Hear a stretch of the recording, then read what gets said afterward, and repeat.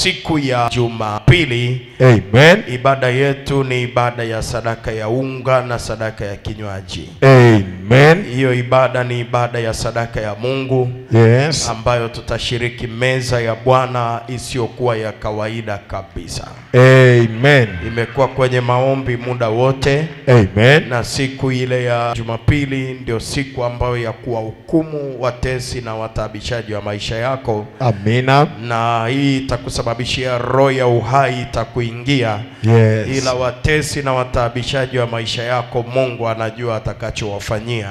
Amen. Baada ya ibada hii ya Jumapili. Amina. Kumbuka kwamba ibada hiyo itakuwa imebeba ishara nyingi, miujiza mikubwa. Amen. Kama ibada ya leo imefufua wafu moja kwa moja waliokuwa wanapelekwa mochwari. Amen. Mimi sijui kwa upande wako Jumapili nini kinakwenda kutokea. Amen. Ibada yetu ya Jumapili itakuwa ni ibada mbili kama kawaida. Amen. Na ibada zote zitakuwa na muda wa kutafsiri ndoto. Amen. Kumbuka ya kwanza ndio ina muda mrefu zaidi. Amen. Kwa sababu ibada ya pili ni ya kuwekea mikono watu wote. Yes. Sema amina ya radi na Yesu akubarikie. Amina. Uko tayari ukutane na Yesu uso kwa uso? Niko tayari. Basi ibada hizi zote zinakuhusu.